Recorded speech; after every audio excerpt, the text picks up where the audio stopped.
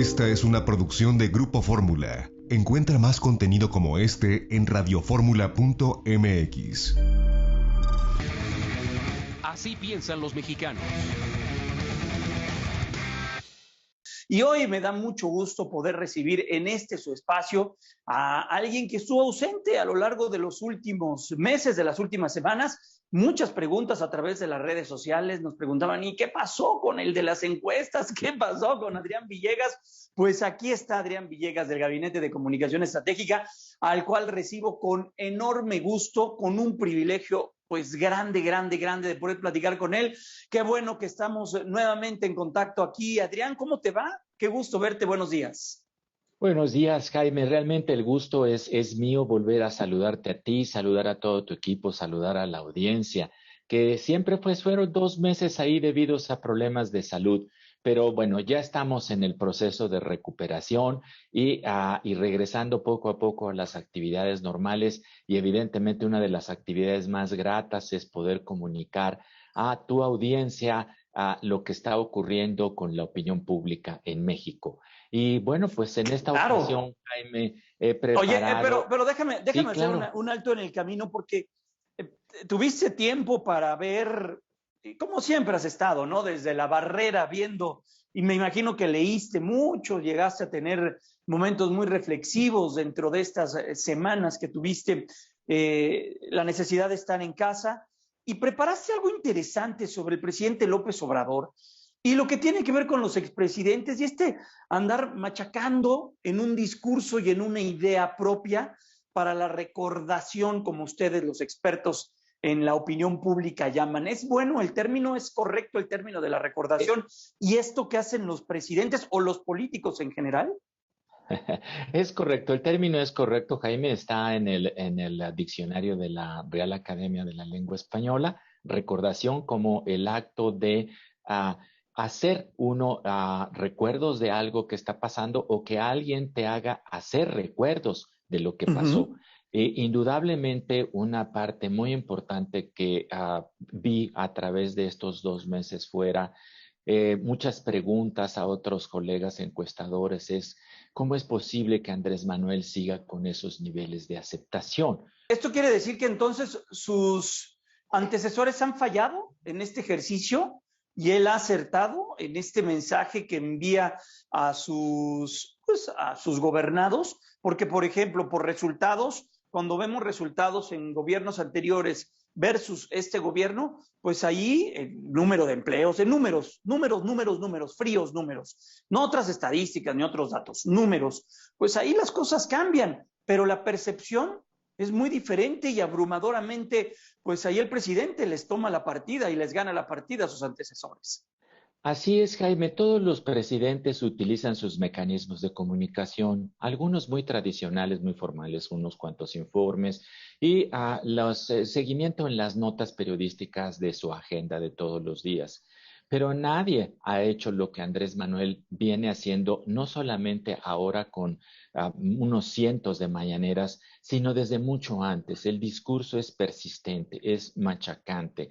Este discurso reiterativo ha ido trasminándose en la mente de millones de mexicanos que lo ubican a él como algo diferente. Y por eso, cada vez que se hace una pregunta en donde Andrés Manuel, el nombre de Andrés Manuel López Obrador aparece, donde se trata de medir la figura del presidente, todo se polariza y él aprovecha precisamente esta polarización para seguir trabajando hacia su público. Y si te parece bien, Jaime, empezamos con unos datos, son muy pocas láminas en esta ocasión para que las podamos platicar y la audiencia también nos pueda retroalimentar y seguir la conversación.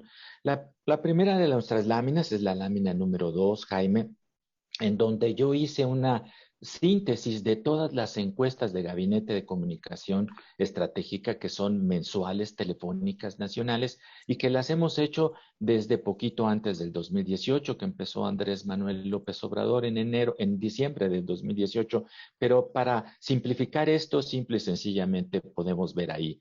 El promedio de todas las encuestas que hicimos en el 2019, en la pregunta ¿está de acuerdo o en desacuerdo con la forma de gobernar del presidente Andrés Manuel López Obrador? La suma del porcentaje de acuerdo total y de acuerdo parcial era de 73.1%, altísimo. Altísimo. Para el promedio de 2020, las cosas, y aquí es el año de la pandemia, inicia en ese marzo en donde nos tenemos que recluir prácticamente todos, y baja un 55.1%. ¿Sí? Esto es un asunto en donde sí hay un efecto de la pandemia en esta apreciación. Sin embargo, en los primeros meses, estos primeros 6 meses, empieza una recuperación que en nuestras encuestas es del orden de 56.6%. Nos vamos a la siguiente lámina, Jaime, para ver nuevamente, como lo hemos hecho, cómo está esto de polarizado. Ya son posiciones prácticamente irreconciliables en este momento, Jaime. Aquí hicimos un cruce de la pregunta ¿está de acuerdo o en desacuerdo con la forma de gobernar del presidente versus la opinión que tiene el presidente, que era otra pregunta. En la opinión del presidente, 59.2 nos dijo que tiene muy buena y buena opinión. Ahora bien, ese grupo, esos 6 de cada 10 mexicanos, vamos a ver cómo se descomponen en términos de acuerdo o desacuerdo con el presidente. Es ahí impresionante, Jaime. Si yo estoy con una buena y muy buena imagen de Andrés Manuel, 89.4% están de acuerdo total o parcial con que Andrés Manuel lo está haciendo muy bien. La comparación. Para acabar, la comparación ya de los presidentes. A los presidentes, Andrés Manuel, nuestro señor presidente, les ha dicho de todo.